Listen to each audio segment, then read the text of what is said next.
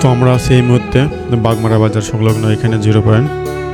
তো এখান থেকে আমরা চলে যাব সোজা একদম আপনার বিজিবি ক্যাম্পের পিছনে ওখানে একটা ভিউ পয়েন্ট আছে, ওখানে চলে যাবো আমরা এখন।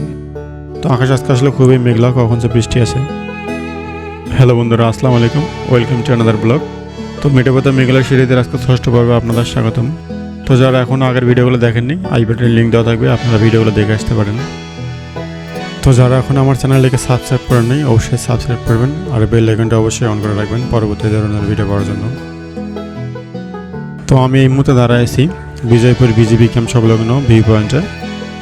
তো আসলে এখানে যে নদীটা দেখতেছেন সেই নদীটা আমাদের বাংলাদেশে চলে আসছে ভারত থেকে। তো এটা মেঘালয় রাজ্যের থেকে আমাদের বাংলাদেশে ঢুকে গেছে নেত্রকোনা জেলার সুসং দুর্গাপুরে। তো এখন শুষ্ক মৌসুম হওয়ার পরেও দেখেন এখানে নদীতে কত স্রোত। তো মূলত এই পানিটার মূল উৎস হচ্ছে ভারতের যে মেঘালয়ের বড় বড় পাহাড়গুলো আছে, সেই পাহাড়ে দীর্ঘ সময় দেখা যায় যে বৃষ্টি হয়, সেই বৃষ্টির পানিগুলো এখানে এখন আসতেছে। আর এই ভিউ পয়েন্টে আপনারা ভাড়ায় নৌকা পাবেন, এখানে আপনারা সারাদিন ঘুরতে পারেন। তো পিছনে দেখতেছেন ভারতীয় লোকজন অথবা বাংলাদেশের লোকজন এখানে পাতা তুলতেছেন, সঠিক জানি না। তবে আমরা এখান থেকে এখন চলে যাব সাদামাটির পাহাড় অর্থাৎ চীনামাটির পাহাড়ে। তো আপনারা ভিডিও দেখতেই থাকবেন। তো আমরা এখন বিজয়পুর ভিউ পয়েন্ট থেকে এখন চলে যাচ্ছি সাদামাটি পাহাড় অর্থাৎ চীনামাটি পাহাড়ের উদ্দেশ্যে। তো আপনারা আসবেন যেভাবে, প্রথমে আমাদের আসতে হবে দুর্গাপুর উপজেলা পরিষদ থেকে প্রায় 7 কিলোমিটার উত্তর পশ্চিমে। এটা হচ্ছে কোল্লাপাড়া ইউনিয়ন আড়াপাড়া ও মাইসপাড়া মৌজায় এই পাহাড়টি অবস্থিত। তো আপনারা যারা এখানে রাত্রি যাপন করতে যাচ্ছেন তারা এখানে রাত্রি যাপন করতে পারেন। এখানে একটা রিসোর্ট আছে সুন্দর।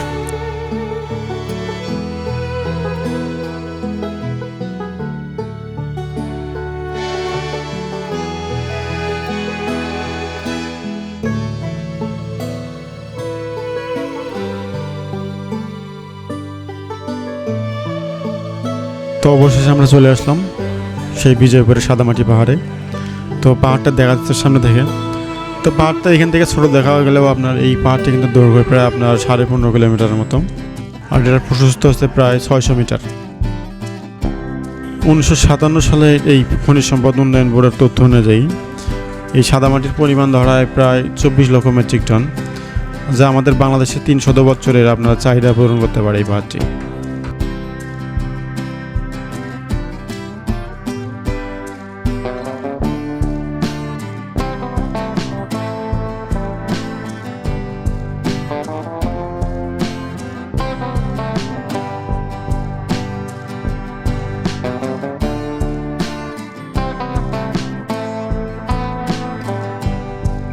তো অবশেষে আমরা চলে আসলাম সাদামাটির পাহাড়ের লেকে। তো আমরা এখানে অটো যোগে আসছে 3 জন, নানা, মামা আর আমি। তো আমাদের অটো ভাড়া আছে 200 টাকা। তো এই লেকে অনেক সতর্কতামূলক এখানে বানার দেওয়া আছে, গোসল করে আসলে নিষেধ এখানে। তো আপনারা এখানে কেউ গোসল করতে নামবেন না। আর দূর থেকে দেখেন পাহাড়ের মাটিগুলো আসলে কেমন লালটে লালটে লাগতেছে একটু। তো এখানে সাদা মাটির পাহাড় হলেও এখানে এর মাটিগুলো কিন্তু সাদা না সম্পূর্ণ, তো অনেক হালকা ধূসর রঙের একটু মাটিগুলো।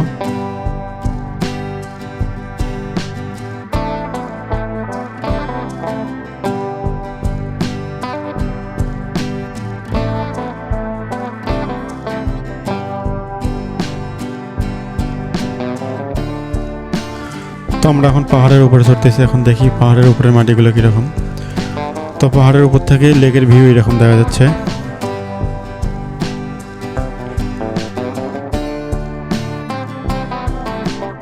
তো পাহাড়ের উপরে উঠতে গেলেও এখনও প্রায় 50 মিটার আমাদের উপরে উঠতে হবে। তো উপর থেকে আসলে পাহাড়ের ভিউ নিচে কীরকম দেখা যায় সেটা আপনাদের দেখানোর চেষ্টা করবো। তো আপনারা দেখতে থাকুন।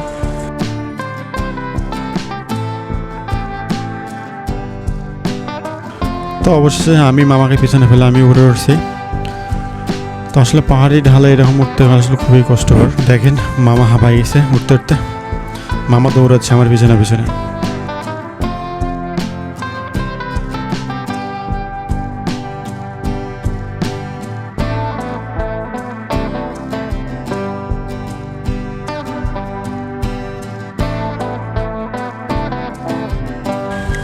তো আমরা এখন চীনামাটি পাহাড়ের সর্বোচ্চ চূড়ায় উঠছি এখন। তো এখান থেকে আমরা চলে যাব এখন ভারতের চন্দ্রডিঙ্গা পাহাড়ে এখান থেকে। তো আপনারা দেখতেই থাকুন। তো দূরে দেখেন ভারতের মেঘালয় পাহাড় দেখা যাচ্ছে দূরে, আপনার কালো কালার, ক্যামেরাতে দেখা যাচ্ছে কিনা জানি না। তো দেখেন না যে কালোটা যেটা দেখা যাচ্ছে সেটা হচ্ছে ভারতের মেঘালয় পাহাড়।